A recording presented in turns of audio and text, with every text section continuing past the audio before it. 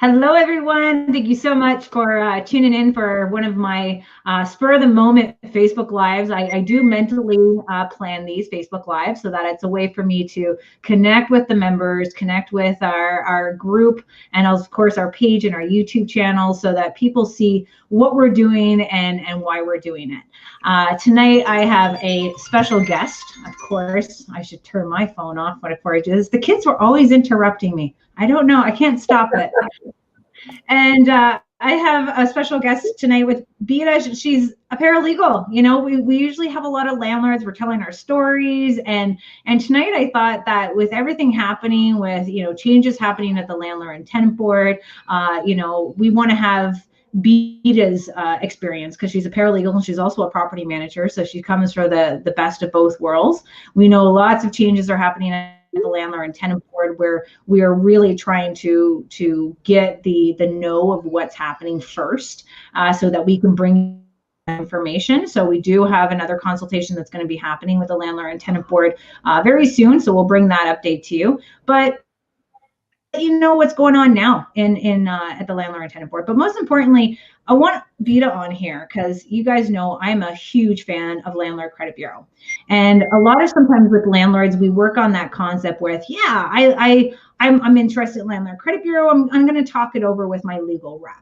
And sometimes if the legal rep is not knowing about Landlord Credit Bureau and knowing when you can report someone's bad debt versus when you report someone's good debt. So I want Bita to come on and talk about that so that we can give our landlords peace of mind, knowing when they do sign up with Landlord Credit Bureau, because I know that we do have that article that came from Hamilton where the tenants are like, they did it without my consent. I'm like, well, you obviously are late on your rent and now you are showing us your face. This is great. And then I want Bita to tell us some stories. What are the most common mistakes that these are making at the Landlord and Tenant Board? Because I've been following a lot of the hearings that are happening and taking part. So you see some common mistakes. What are the techniques for vetting based on Bita's experience, as well as a lease agreement? What is the point of no return?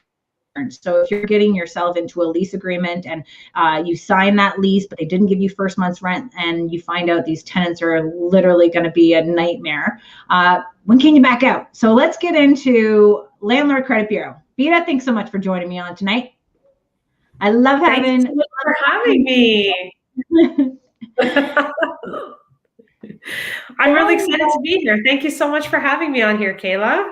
Oh, I love doing these. I could do them I would love to do them every night if I could, just so that we can talk about what I've learned throughout that day. Because everyone, I've been doing this for quite some time. I've been a landlord since the age of 18. That's a lot of, I'm 35 now, it's almost 36. So you can kind of do the math there. And then getting into advocating for 10 years. And when you get to see the government and understanding what restrictions and rules and procedures, and you're banging your head off the wall, and it's almost like whack-a-mole. You're not too sure what to do there. So when it comes down to knowing about Landlord Credit Bureau and how that is the game changer, it's the game changer that we can't change everything at the Residential and Tenancy Act and the Landlord and Tenant Board. At least you now can be able to hold your tenants accountable for their lack of responsibility of fulfilling their legal agreement to that lease.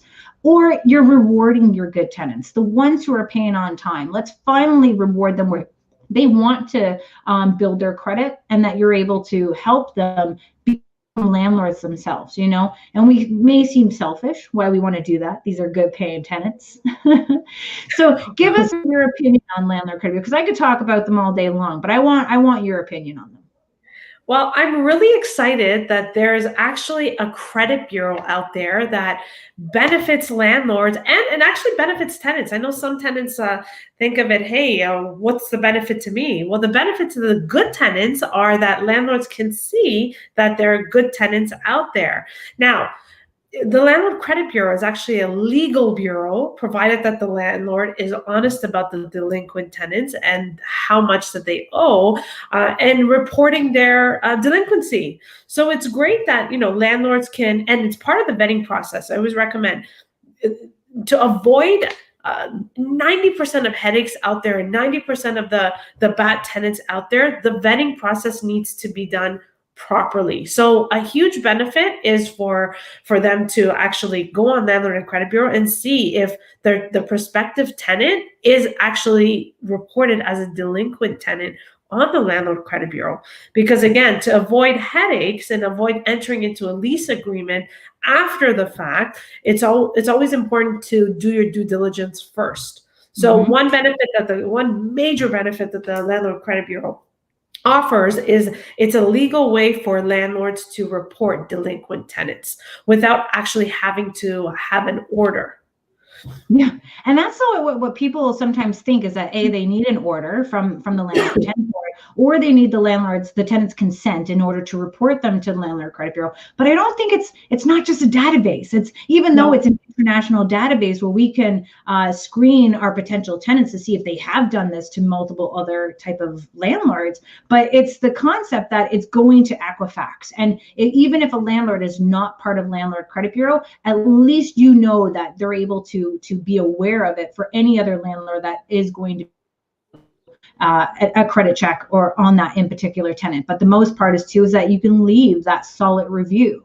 And even though there's a lot of bad tenants out there, is that you got to stop them in their tracks now. And that's why I love the fact that we're able to talk about LCB and what it does, because this is where I'm surprised a lot of, like, we see a little articles here and there with our tenants saying, oh, they didn't have our consent. How is this legal? But in reality, it's like, we thought we'd see a lot more of those people doing it, but they know it's justified. It's definitely helping. It's helping my tenant. His score went up 4 points already. Oh, that's awesome. And you know what else, Kayla? I find that's really important, that it holds tenants accountable. So for these big, I don't want to say names, but these big tenant associations that actually take advantage of the vulnerable tenants, like Keep Your Rent, those are the big groups that actually prey on the vulnerable tenants. But Landlord Credit Bureau, I find it keeps tenants accountable that somebody's watching.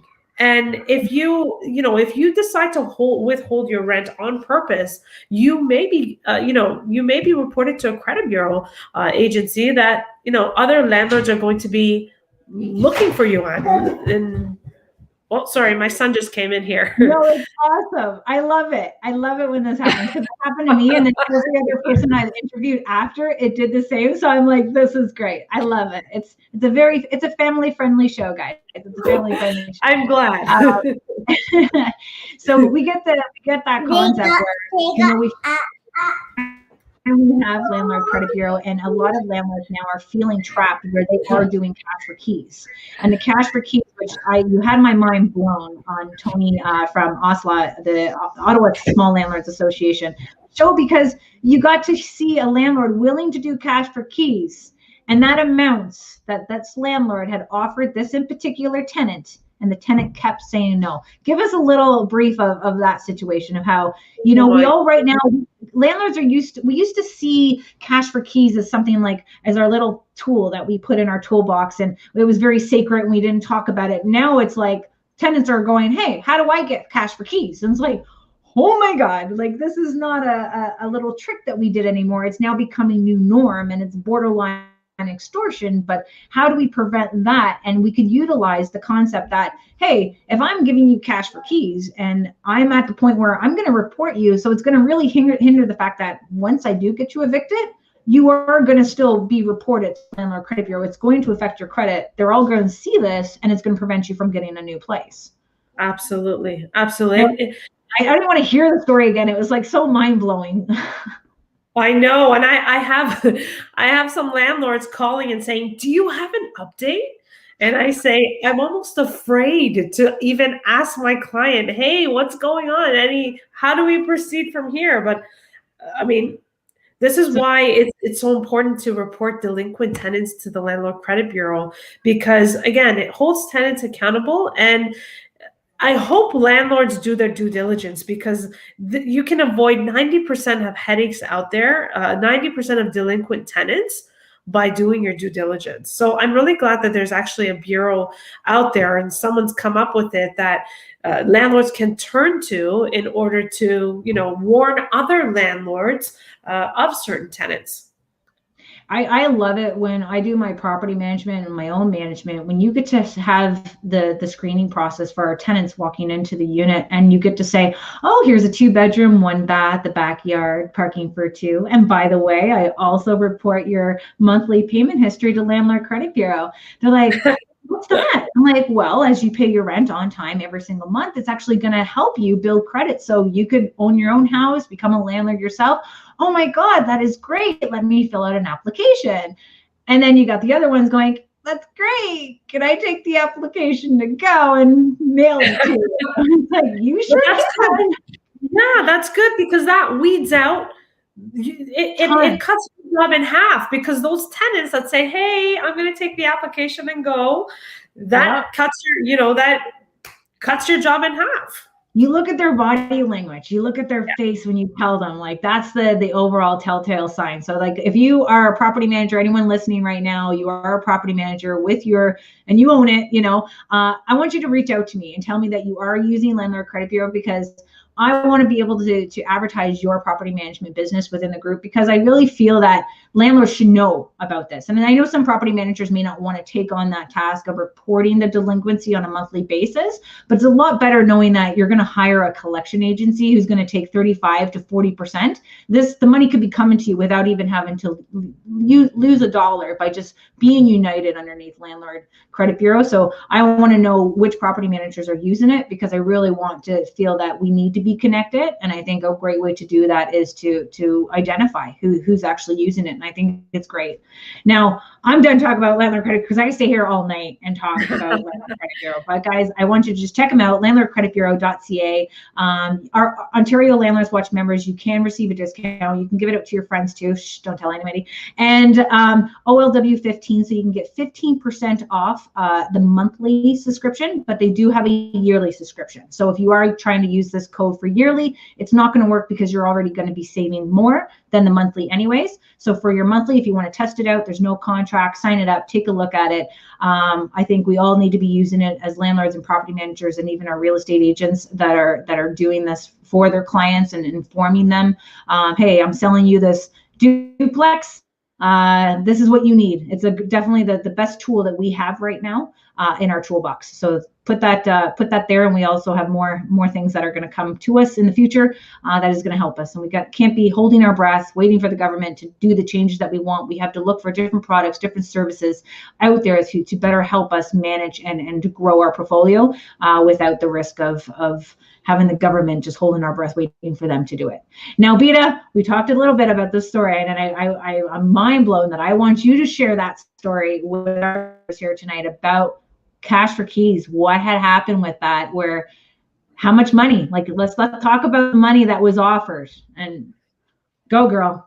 All right. Do you want me to tell you, for those people that just are new to the story, should I start from the beginning?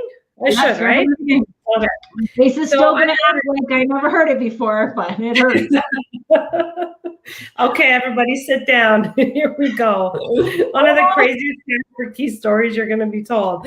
So I actually, one of my clients who it was a realtor, and we provide support to realtors, and she referred a client of mine who owned a fourplex. And this little old lady who owned it actually passed away, and the estate, the trustee of the estate, got 3 out of the 4 tenants out, and the 4th tenant, who was a thorn in everybody's side, decided, I'm not going to leave. So they listed the property and they sold it, and the purchasers wanted vacant possession. Now, for those of you who know anything about the N12, one of the requirements is you cannot serve an N12 for properties that are 3 units or more. So only for properties 3 units or less. Anything more than 3 units, you cannot serve an N12. So what did we do in order to provide vacant possession? The only other option is cash for keys. So the estate called me and said, I want you to draft a proposal and send it over to the tenant. We're gonna offer her $5,000. So drafted a proposal, sent it off to the tenant. I didn't hear back. I contacted the tenant to follow up. She said, no, I don't want to move. I said, okay, well, $5,000 maybe not enticing enough. To some people it is, to some people's not. So I went back to my client and I said, hey, she doesn't want to move for $5,000. She's like, you know what? Just go back $10,000. So we revised our offer, went back $10,000. I sent it to her, and a few days later, I got a call from her lawyer, because now she's lawyered up, and the lawyer said, Bita, she doesn't want to take $10,000. So I said, okay, well, we'll sweeten it up a little bit more. I went back to my client. She said, oh my goodness, we don't have time for this. Offer her $30,000. So we jumped significant amount of money up, and the lawyer called me back a few days later and said, she doesn't want to move. I said, $30,000? That's insane. She doesn't want to move. He said, okay, all right, I'll let my client know. So I went back to my client and I said, she doesn't want to move for $30,000. So she goes, oh my goodness. Okay, go back, offer her $50,000. And then at this point, I'm like, this is insane. The rent is like $700, $750. Like, we're offering this lady $50,000. Like, really? I went back to the lawyer and I said, listen, this $50,000 is going to change your client's life. She can get a little car. She can go back to school. She can like take advantage of the pandemic, learn something, learn a skill, turn her life around, like take the money and go. So even the lawyer was shocked, actually. He called me back a few days later. He goes, she doesn't want to move. I said, what do you mean she doesn't want to move? So I went back to my client and said, hey, she's not moving for $50,000. And the client said, Bita, this is insane. Go back and offer her $80,000. And then by this point, I'm like, oh my goodness, $80,000. So I called the lawyer and I said, okay, listen, this is serious. $80,000. Like, we need vacant possession. This is now about a week before closing. She has to close on the property. $80,000. He went back to her, $80,000, called me back a couple days later, and he said, she just doesn't want to move. I said, what do you mean, for $80,000 she doesn't want to move? Oh boy. So I went back to the estate and I said, look, she's not moving. And she said, I can't believe this. This is now 2 days before closing. So they went back. So the estate went back to the purchaser's lawyer, real estate lawyer, and they offered $100,000 to the new purchaser to reduce the price, the purchase price. The new purchaser said to their lawyer, who said to the estate, instead of offering us $100,000, offer the tenant $100,000. So I got a call from the estate and she said, Bita, are you sitting or are you standing? I said, I'm standing. She goes, you need to sit down for this. I said, oh boy, okay, give it to me. She goes, go back and offer the tenant $100,000. We need to close in 2 days. Feels like a game show. I know, right? So I'm like, oh my God, this is insane. Like 6 figures? Are you kidding me? So I tried to figure, how is this even going to happen? This doesn't even make sense. So I did as instructed. I called the lawyer back and I said, listen, you have to try harder. $100,000. Take this, go back to your client, tell her it's going to change her life. Tell her to go back to school. It's a down payment for a little condo anywhere. Take the $100,000. Like, you're not doing your client any justice by not getting her to accept this offer. It's a crazy offer. So he went back. He goes, yeah, I know. I think she should accept it too. He went back. He called me back and he said, she just doesn't want to move. It's not the price. It's not the amount of the offer. She just doesn't want to move. I said, well, how is this possible? If we were to go through the board, she would only be entitled to 1 month's rent if it was a triplex. Like, she's getting like 100 times that amount. So as it is right now, we're still in limbo. I don't have an update. I'm almost afraid to even tell you about the conversation. You got to can we call her? Can we call her right now? Is there a way for us to do this, guys? Like, hey, just doing an update. What's going on? You weird human being. Like, why aren't you taking this? And again, it's not right, especially when you look at the concept that, it does hinder the concept where landlords are trying to sell. I find that right now with the pandemic and the rules and the regulations and no rent increase for 2021, more landlords are like, why am I going to do this? Why am I going to be providing housing, being a housing provider with no compensation, no support, no protection from our government?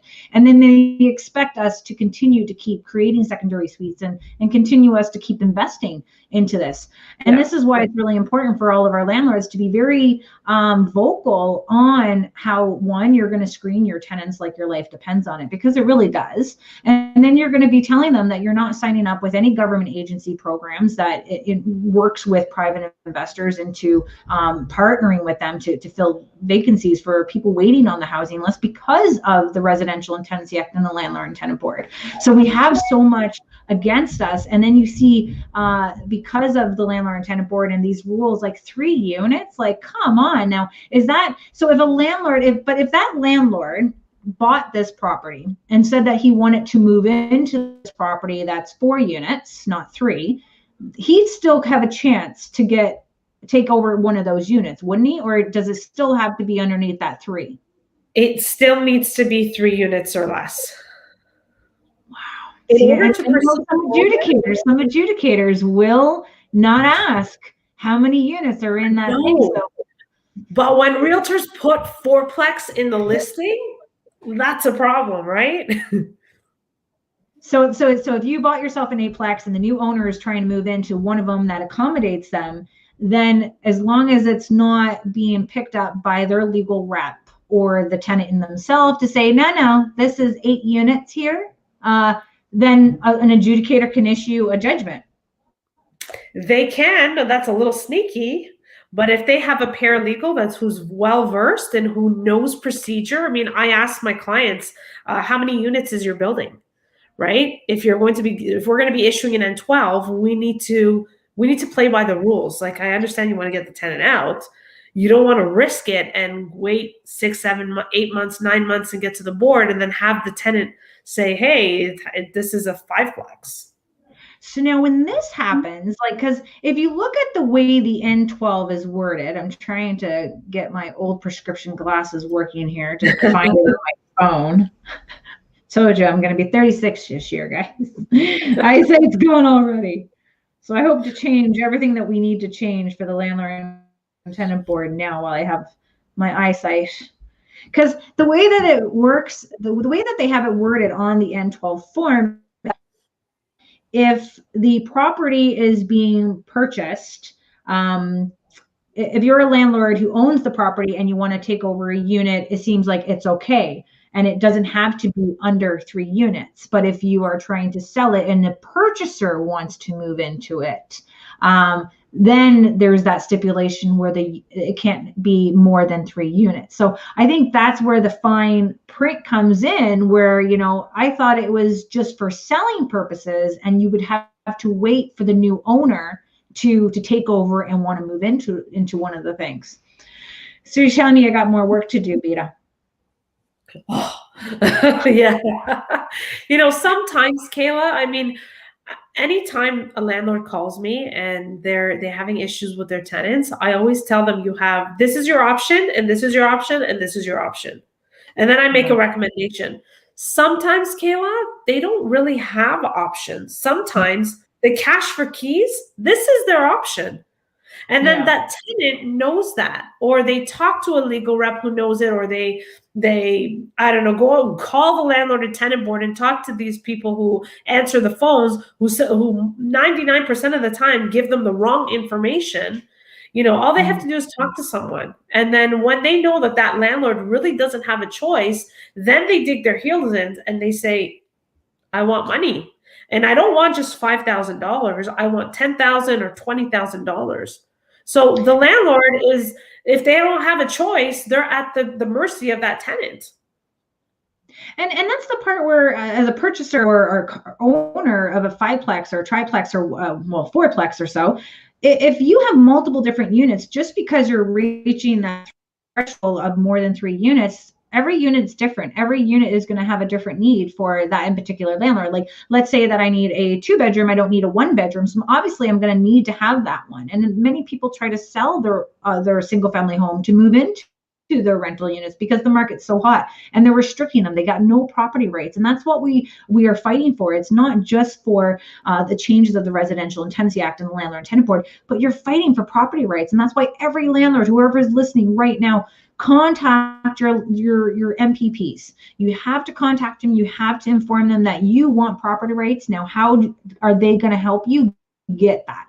Contact your Ontario Ombudsman, making sure that you're making a report regarding the delays at the Landlord and Tenant Board, because even though they're making these changes, there's still massive delays. There's still errors that are happening. I'm able to help and guide some landlords and making sure that they don't make mistakes before you even get to the Landlord and Tenant Board. Now, Bita, what is the most common mistake that you see us landlords making? Oh, the most common I have to say is not vetting prospects properly. Just letting anyone in because you need that rental income because you're afraid you're going to miss your mortgage payment. That is really important because remember, as easy it is to get them in there, it's going to be 10 times worse with all the delays, with all these tenant right groups, with these tenant association groups to get them out. So, and that goes to whether they're not paying rent, or if they are paying rent, but they're causing a disruption in the complex, or they're not getting along with their neighbors, or there's some drug activity going on. If you don't vet them from the beginning, you're going to have headaches. This is a guarantee. And when I say vet them, I don't mean, when I say vet them, I don't mean just contact their employer. I mean, do your due diligence. Like, check out the Landlord Credit Bureau. Check them out on social media. Google them. Okay, this is really, really important. If you don't go by and where they live, drive by to see how they live or where they live. If they're living in a house, if they're working in like a fast food joint, go to that fast food joint. See if they're actually working. That is very important. Do your due diligence. When you're asking them, where do you work? And then they say that they work in this type of machinery or this pub. And then you get into the concept like, oh, really? That's cool. Tell me about it. And if they can't really have a good conversation to tell you what their job duties are, that is one, and that's just a talking point. And like you said, doing that drive-by, trying to figure out exactly if they're working and how they're working. But now, if you have this person, you're doing the vetting, and let's say we have a good tenant gone bad. Sometimes we have that. You can do all the bells and whistles, everything is good. There's a separation, someone got into drugs, whatever the case may be. Now we have a bad tenant. Now, once landlords figure out that this tenant stopped paying rent, and now they need to file at the Landlord and Tenant Board, minus the fact that many landlords are waiting to file their paperwork. They're waiting to give the tenant the N4 application. You gotta give it. The delay has already been in there. It's about the way you handle that N4 to your tenant, saying, hey, I know you're gonna pay me. I know if you're having difficulty, don't worry.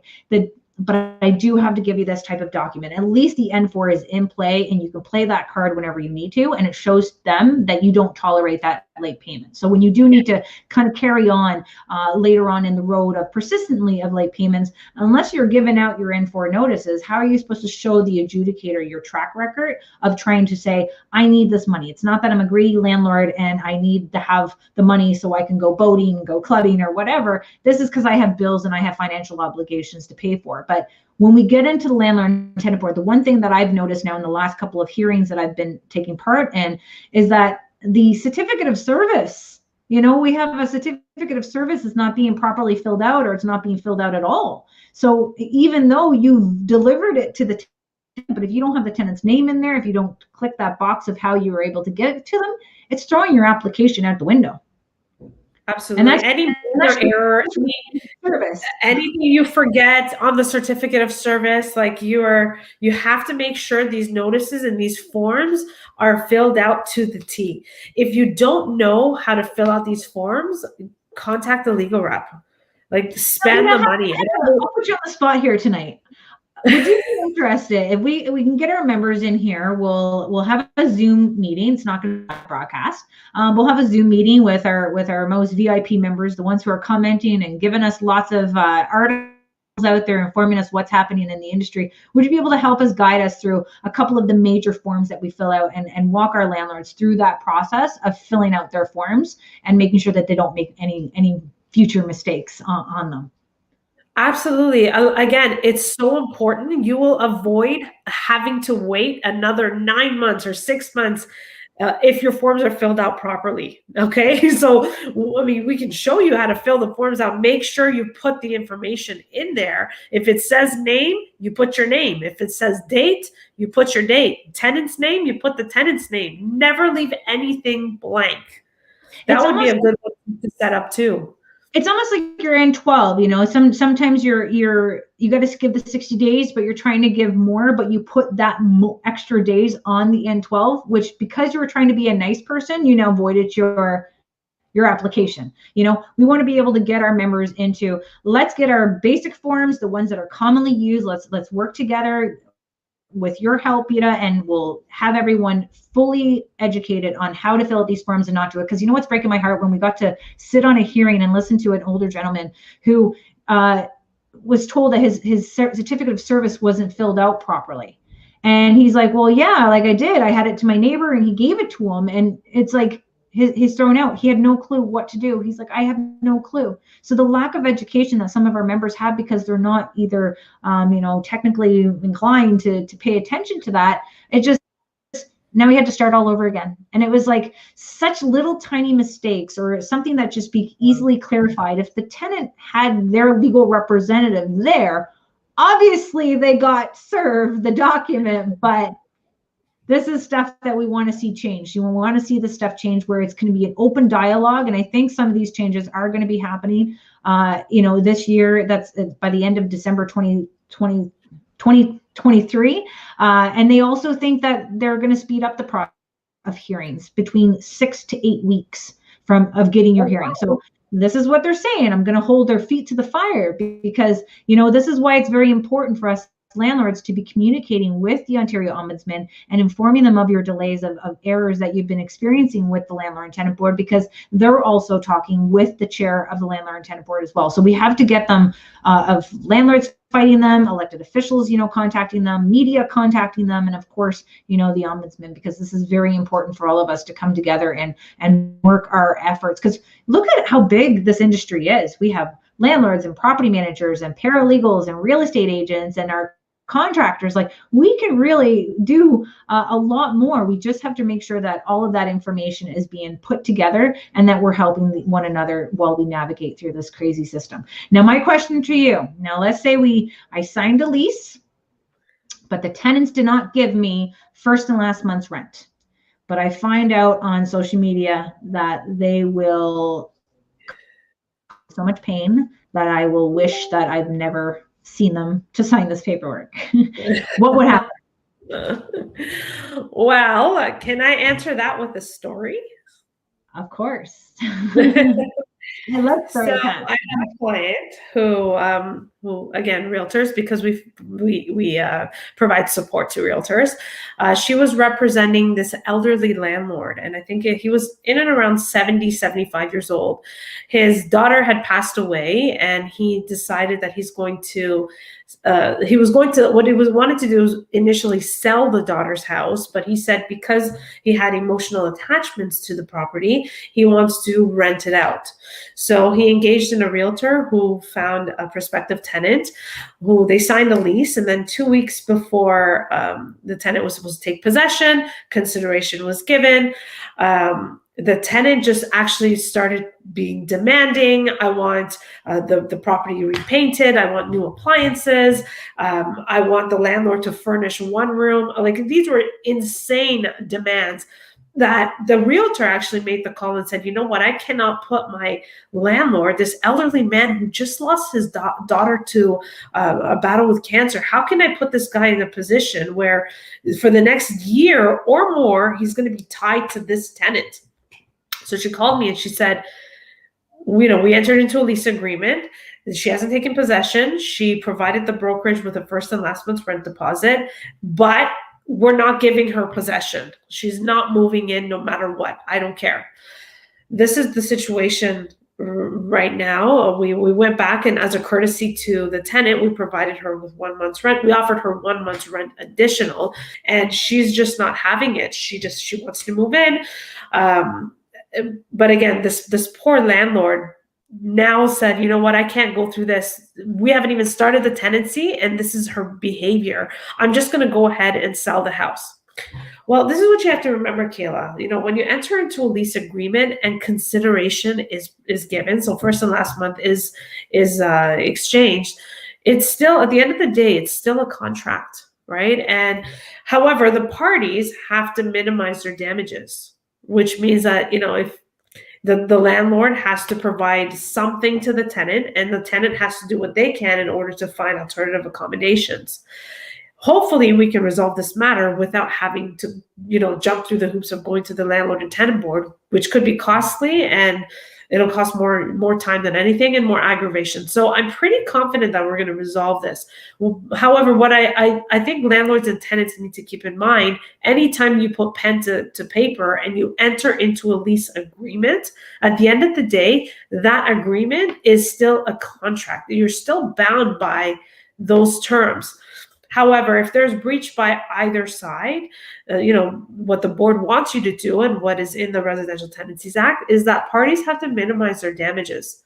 And, pertaining to this case, if the tenant hopefully finds another place, let's say, for example, she was supposed to move into this property in April, and she finds a place in May, she can technically come after the landlord for that 1 month that she couldn't have access to the property because she had to spend out-of-pocket dollars in order to find alternative accommodations or spend money on storage and holding facilities for her belongings. So again, she does have recourse. I'm pretty confident, again, that we can resolve this matter without going to the landlord and tenant board, but you need to be mindful of any contract that you enter into. So that's with them giving first and last. You got it. But if they didn't give first and last and only give last, well, first, if they didn't give first and last, so by law, they don't have to provide first until the first, right? Last month's rent can only be held as a deposit and applied to the last month's rent. In the business of real estate and realtors, it is common practice that first and last month is provided and held in the trust account. Now, it could be debated, and it could be actually looked at, depending on which side you're on, that if the last month's held as a deposit and the first isn't given, if the tenant hasn't moved in, can they back out or can they not back out? I mean, this deposit is still given. So I would say that, if consideration is given, it's still a contract, although the first can be held to be given on or a day before the first. Does that make sense? If there's money exchange, you have to really, really be careful. It's still a contract. When you put pen to paper, you put your signature, you have to be careful what you sign. It's still a binding contract. In a real estate sale, I was going to say, in a real estate sale, in the agreement of purchase and sale, when the offer is executed, the buyer has 24 hours to provide a deposit. No deposit means no offer. Right? However, in a lease agreement, it doesn't state that. In the lease agreement, it states that, once it's signed, then it becomes alive. Yeah. And a lot of our landlords now too, because the market is so crazy from selling or even renting, if you do have a good candidate, you almost got to want to scoop them up right away, because obviously they're looking at multiple places. You see everything. They have a great A score with their credit rating. And now you're like, okay, we got to get you in before the place that you really, really want contacts you. So I think that's where, if you're doing rush decisions to, thinking that you're getting that good tenant and not doing your proper vetting just based on the little bits that you've done, you got to make sure that we're doing our best. Because once, like we said, like the RPA and the LTV is totally against us. This is about the concept of working ourselves into making sure we're getting the right tenants and looking at different products and different services to make sure that we got a really good service coming up in the Waterloo region. I can't wait to share it with the people here, but it's like, talk about vetting on steroids. That's what it's going to be like. So it's going to be great to bring that to our members. But it's I'm trying to tell you guys now, and I'm not. It's got to be a surprise. It's got to be a surprise. Okay, now we got one more thing for you for wisdom, because I know you got kids, I got kids. I can hear mine getting restless down there, but I want to get some snuggles in before bedtime. And then we're going to be going Facebook Live from my feed now tomorrow regarding safe injection sites. So also landlords listening, commenting, you have a safe injection site near your rental unit, that is starting to become a huge problem that we're looking at of, putting these things up like it's candy store, even though it's just an enabling it. But don't get me started on that. want to know, what did you do? Did it it definitely probably prevented you from getting good tenants? Did you sell the place? Like, give me some feedback on living next to a safe injection site and what your feedback is on that, because I'm going live tomorrow to talk about our people. But Bita, give us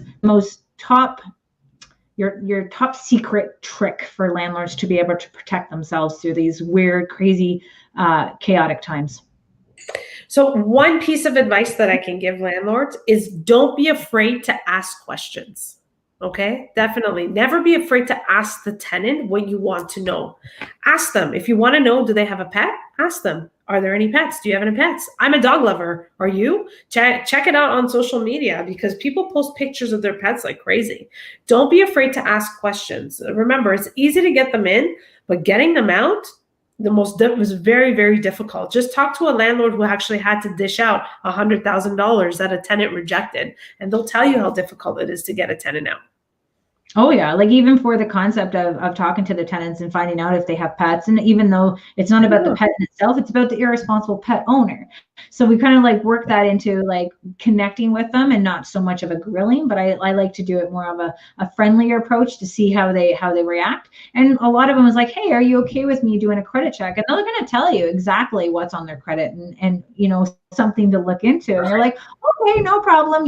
Again, it's not that all people with bad credit are bad, because it could be a certain circumstance. That's why, again, we go back to Landlord Credit Bureau, seeing that payment history.